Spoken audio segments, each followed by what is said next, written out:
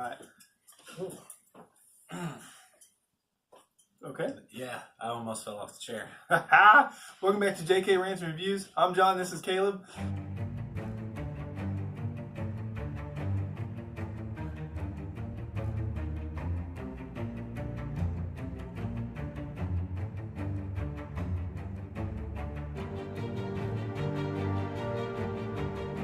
And today we're going to be talking about Child's Play 3. So. This is where it starts to fall apart a little bit. I mean, it's still got some elements that are good for the franchise, but overall, this is the dip. Right. Well, and I think it's just because it's at this time, I think it's 2 or 3 years after the second movie, and I think that it just plays too much the exact same role, the exact same. And they try to change it up a little bit, not enough. I mean, they fast forward, so Andy's now 16, I want to say, give or take a year. Fast forward 8 years. Yeah, so of course they have to recast, and I didn't like this guy as Andy as much. I mean, he didn't really add or subtract anything from the role, he just was. No. I did laugh a lot at this one, and there are some very, very awesome Chucky moments. Right. Don't mess with the Chuck. Edited. But I mean... And the opening, the segment with the blood mixing with the plastic, super creepy. So many people and I agree that this is the intro that, like, it scared me. Like, I could watch the Child's Play movies and be terrified, but this intro creeped me out as a kid. I just couldn't. I couldn't. Right. Well, it kind of has like the factory, so it's 8 years later, and it's really dark and cobwebs are everywhere. I don't think it'd really be that dark and whatnot after 8 years, but it looked pretty cool. It almost has like an Edward Scissorhands, this really artsy kind of feel to it, like a Tim Burton.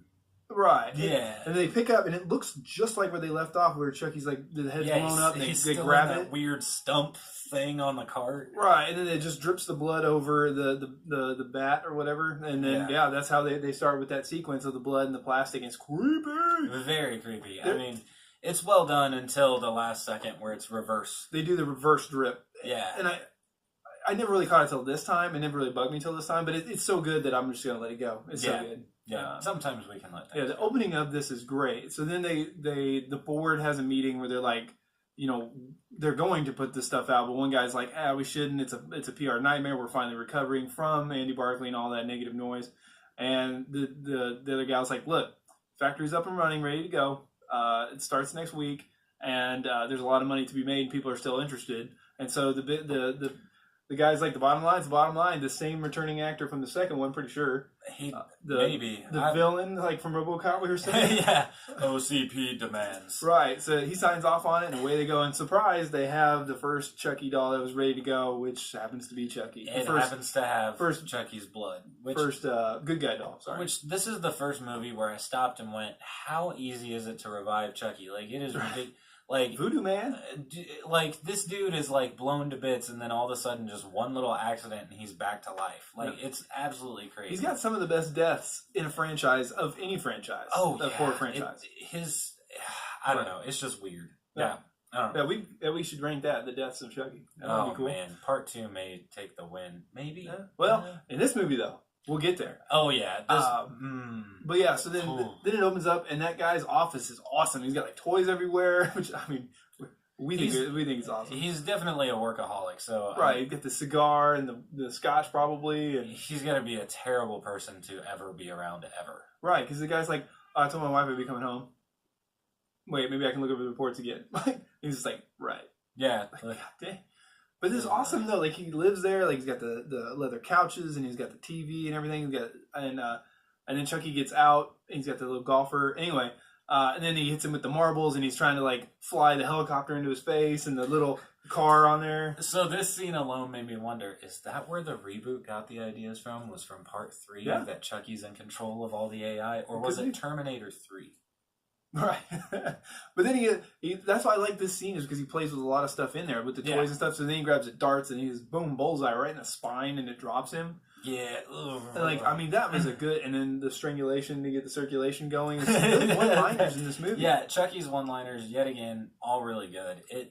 For me, it was the supporting cast. I feel like it was... The military is, once again, it's the stereotype it was a weird place to go. There's always that nerdy guy. There's always the one that rebels. There's always the jerk that's obviously the one in charge. Like, yeah. And then you got Andy, which is really jarring because you've had 2 movies with Alex Vincent, and you're used to seeing Andy a certain way, and then bam, 8 years later. Which, I mean, okay, if it was 8 years later, I liked Tyler. Yeah. I liked the Tyler kid. I really enjoyed his performance. I feel, to me, this is like Chucky Goes to Space. Like, yeah, it was Chucky's new experiment. I'm really glad that they didn't put him in space, but I don't know. The setting was. But when they play on it though, with like the war games and stuff like that, so we're fast forwarding because quite a bit. There's some good filler in here, and Andy and Chucky back and forth, and Tyler and back and forth, and some cat and mouse where he's playing, and that I will say one thing about the back and forth is that they show Chucky doing a lot more to try and contain this Tyler kid than they ever showed with Andy and Chucky, which is the stuff that was. I think because they're surrounded by so many people that Chucky couldn't get him isolated, which was like, but then he's running away playing hide and go seek from him. And Chucky's like, oh my god. So it was kind of interesting to see those little conversations that you didn't see between Chucky and Andy. Yeah. And a good kid actor. Yeah, and I will say that it was, at first I couldn't remember why Chucky could go after Tyler now, and then they, of course, let Chucky vocalize why. I got a new body. I got a new body. You're the first person I told, and I was like... that was one of the things where they were trying to switch it up a little bit, do something different. The military switched it up a little bit. But then the war games, though, when Chucky goes in and switches the bullets on the red team to try to kill Andy. Yeah. It was... That moment, that was cool. Still to this day, I think that is the wisest decision that they made in this film. Right. Like, well, then you got the character who's kind of a weasel that saw Chucky, that didn't want to say anything, and then he has a chance to redeem himself by throwing himself on the grenade. A live grenade. That was really good. Yeah. I will say, for as much negative as I'm saying about the movie, it is a good watchable sequel. And it is better this time around for me, anyway. Yeah. I was kind of disappointed, but I was also really tired. Maybe I should give it another rewatch. But it was strong, but it also just fell short of the other two. Yeah, I'll say that. But the ending was a great setting, though. They go to the carnival, which kind of has that carnival feel. And the second one, it kind of comes back. And the music kind of changed too at this point. Like, it was all military-esque, and then all of a sudden it was kind of more fitting towards the creepy, kooky. Well, then you have some good gore again with Chucky at the end getting messed up. That scythe coming down and cutting half the face. I forgot all about and that. It pauses on him, and he's Yeah, when I saw that, I was like, oh yeah, yeah, that was so well done there. Yeah, and Tyler held his own pretty well. I mean, yeah, and then Andy can't shoot. No, he cannot. No, he can't. He got lucky in the end, and I'm pretty sure that I wouldn't have trusted him to be that guy. Right, but at the end, he's on the skull tower thing, the pyramid of skulls or whatever, and he's trying to get into Tyler. So he gets his arm blown off, and he's trying to still do the chant. He gets shot again and goes flying backwards. Then Andy runs up there to save Tyler, and you got Chucky coming back to get him, and then he cuts Chucky's hand off. Andy cuts Chucky's hand off, and he's falling in slow-mo, and they showed you the fan earlier, kind of foreshadowing it. Yeah. But when he hits that and kind of bursts, that's cool. I will say, that fan did more damage than what Bride of Chucky shows you. Just, after rewatching that scene, I'm like, nah, them stitches ain't gonna get it. Right. Well, I think she stitched him enough from other dolls, because you see her, she's got some other dolls that she stitches him back together with. That's fair. Which, I mean, that's Yeah, this is probably. Well, I'll save it for the ranking. I'll save it for the death ranking. If we do a quick death ranking, I'll save it. I will say this film did.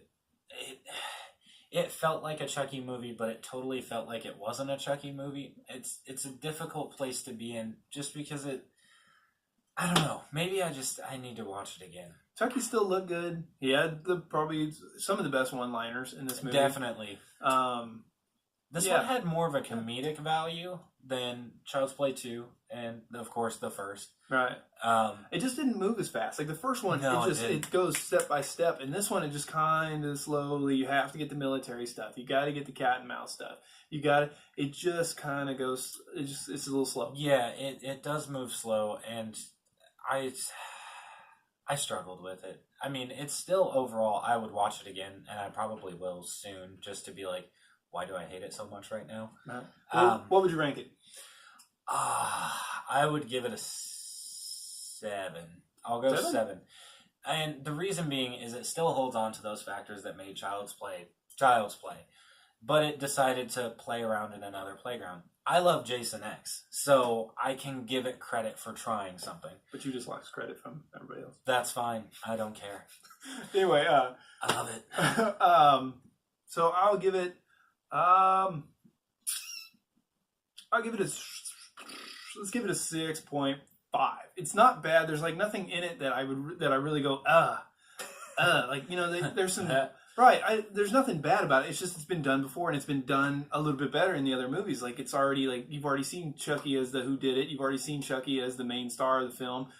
Yeah, it's just one of those things where they try new stuff, and like the first quarter of the movie's great. The first till the end of the death of the owner. Yeah, the first little tidbit, it keeps you on your seat, and then after that's over, you're just kind of like, here we go again. Right. It's just yeah. So that's our ranking. Comment down below. Let us know what you guys think. What you would rate it. Let us know if you've liked it better over time or not. Stay tuned because we're gonna still go on. We're gonna do Bride of Chucky next. So stay tuned. Make sure and like, comment, subscribe, and hit that notification button so you can get some more R&R. Until next time, JK out.